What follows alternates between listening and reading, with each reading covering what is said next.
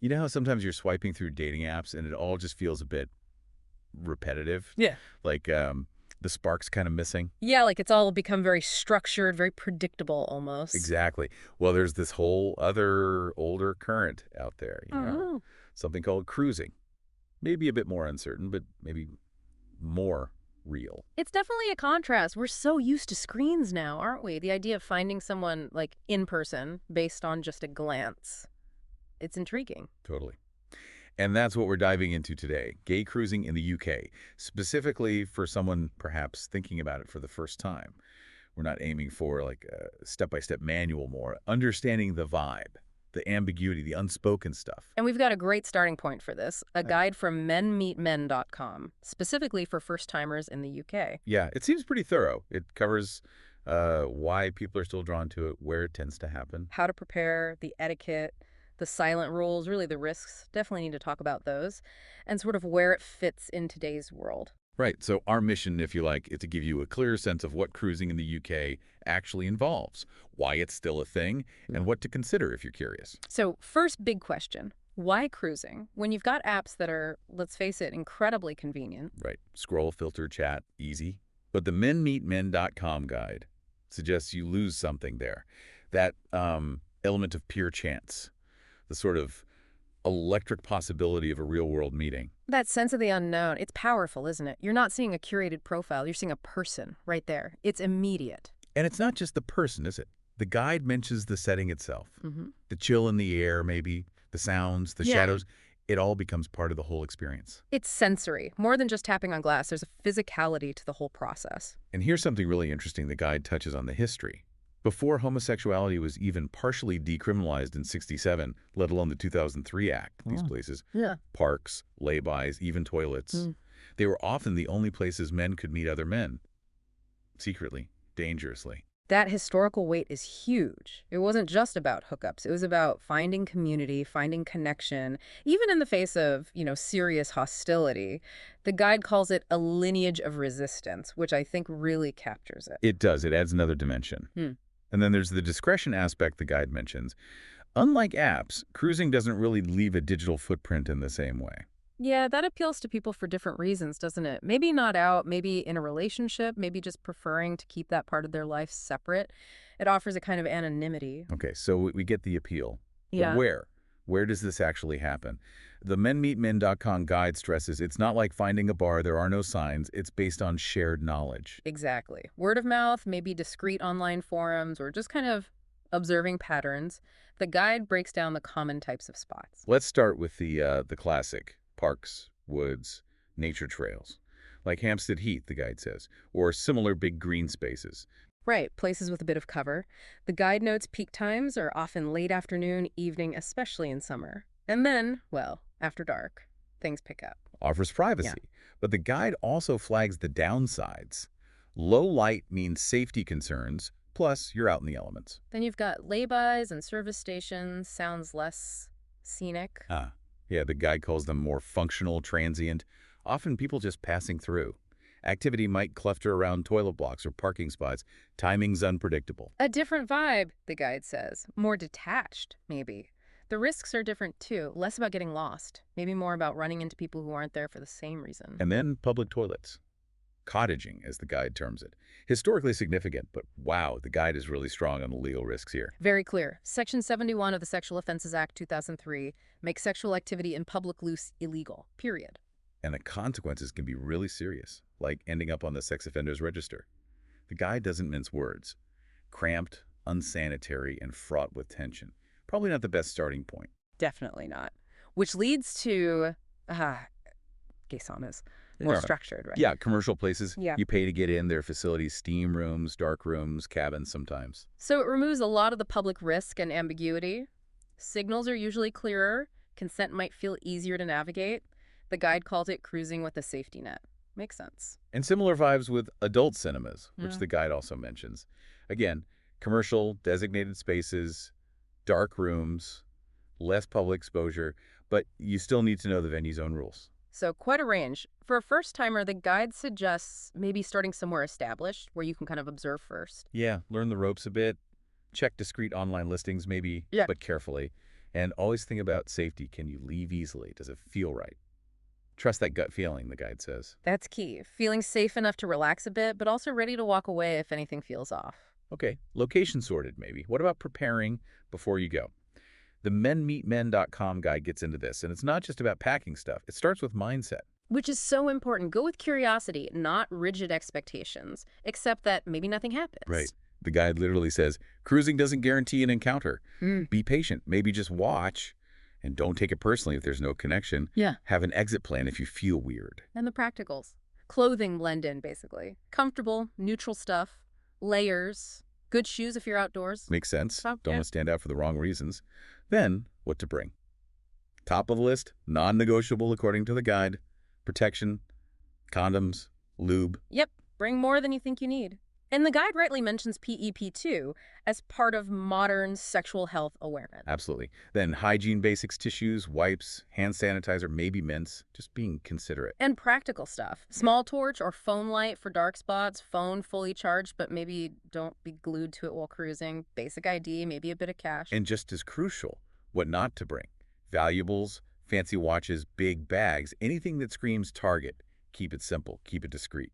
And this is a big one from the guide. Tell someone trustworthy where you're going and when you expect to be back, especially if it's somewhere new or isolated. Yeah. The guide frames this as basic safety and then highlights some pretty sobering UK stats about LGBTQ plus hate crimes. It's a reality check, isn't it? While overall hate crimes dipped slightly, maybe, those based on sexual orientation are still alarmingly high compared to a few years back, and transphobic hate crimes are rising. Plus, low trust in police reporting. It underlines why personal safety steps are vital. Absolutely. It's about desire, connection, but safety has to come first. Okay, so switching gears to the actual interaction. The guide calls it the silent language. It's all nonverbal, isn't it? Pretty much. It starts with a glance. Yeah. Eye contact held just a beat too long. Look away, maybe look back. Repeated glances. That's often the first signal. Then the pause. Stopping somewhere natural, a bench, a corner, and seeing if someone else does the same nearby. Just lingering. Mirroring, too. You slow down, they slow down. You look somewhere, they look too. It's often subconscious, suggesting alignment. And proximity. Slowly, carefully closing the distance. If they don't move away or maybe edge closer too, that's a good sign. And the loop, walking a circuit and repeatedly passing the same person. If it seems timed, intentional, maybe with a slight nod or smile the third time, that's building something. It's a real dance, like you said, subtle. But the guide is emphatic. It's all built on etiquette and boundaries. Absolutely fundamental. No means no is the headline. And crucially, the guide says silence or lack of response also means no. If someone turns away, avoids your gaze, respect it instantly. Don't push. And definitely no touching without clear invitation. The guide is very explicit. Don't assume anything. There's a legal angle, too. The guide advises against, like, flashing someone first. That could be Section 66, indecent exposure. Things have to progress mutually. Respecting privacy and space is huge, too. No aggressive following. Remember, others might just be walking their dog, you know? Discretion protects everyone. And that legal tightrope, again. Cruising itself isn't illegal, but public lewdness, exposure, causing harassment that can get you arrested under the Public Order Act. And Section 71 for public toilets is very specific. Police might focus on complaints, but the risk is there. So, okay, let's say the signals align, boundaries are respected, there's a mutual interest. The guide talks about when sparks fly. How might it proceed? Maybe subtle gestures towards somewhere more private. Maybe a quick, quiet word of confirmation. Still need to be aware of surroundings, use protection, keep noise down. Be ready to stop if needed. The range of encounters can vary, the guide says. Mutual masturbation, oral, maybe more. Depends on comfort, opportunity, and consent is ongoing, always. But then the guide also realistically covers or fizzle out. Nothing happening is common. Don't take it personally. Right. Sometimes it's just not right. The guide makes a great point that the looking, the anticipation, that frisson of possibility, that's part of the experience too, even if nothing else happens. It's not just about the end goal. So after an encounter or after deciding to leave, the guide mentions the aftermath. Important stuff here. Like a discreet exit, no awkward hanging around or trying to chat afterwards usually. Give each other space. And this is non-negotiable, the guide stresses. Clean, up, take everything with you. Use condoms, wrappers, tissues, everything. It's about respect for the place, for others. Leaving no trace. Essential for keeping these spaces viable and respecting the environment. And finally, the guide suggests a little reflection afterwards. How did it feel? Exciting, anxious, disappointing, confusing, all valid emotions. Yeah, checking in with yourself helps you figure out if it's something you want to do again or how you feel about it generally. Okay, now the guide circles back firmly to navigating the risks.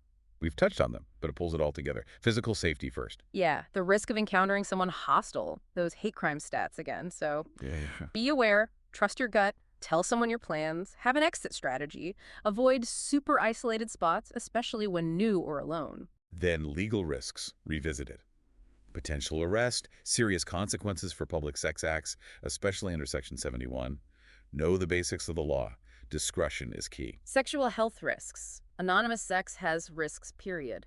So condoms and lube consistently, regular STI testing, consider pre-EP, basic but vital. And then emotional vulnerability. The guide acknowledges the anonymity can sometimes feel empty or lead to feelings of being used. Rejection happens. Check in emotionally. If it's making you feel bad, take a break. Maybe talk to someone. The guide also gives a nod to how the wider political or media climate can impact how safe LGBTQ plus people feel, which adds another layer of awareness. So wrapping up, the guide reflects on cruising in the 21st century. It's still here, isn't it? Despite everything digital, it adapts. Yeah, the guide calls it complex, contradictory, liberating and risky, thrilling and mundane, connecting and isolating. All at once, potentially. Every experience is unique. And the final takeaway seems to be about awareness, self, surroundings, risks, the silent language. Respect boundaries, consent, spaces, managing expectations. Understanding the journey is part of it. The final advice is solid. Go slow, observe, learn the rhythm, trust your gut, be prepared to walk away. Cruising is a conversation written in glances and pauses. I like that. Me too. It really sums it up. And remember, all this insight we've been discussing is drawn from that first-time guide on menmeetmen.com. Seems like a really useful starting point if you want to understand discrete gay connections. Yeah, the site looks like it has more too. Audio guides, safety tips, stuff on cruising culture, but also info on apps and saunas. Covers a lot of ground for meeting men discreetly in the real world. So definitely, if this deep dive has got you thinking or you just want more solid info on navigating these kinds of connections, check out menmeetmen.com. Loads of resources there to explore cruising, saunas, whatever you're curious about. Thinking about all of this, it really poses a question, doesn't it? In this age where everything seems geared toward instant digital gratification, what is it about the unpredictable, sometimes risky, fundamentally physical nature of real-world encounters that still holds such a strong pull?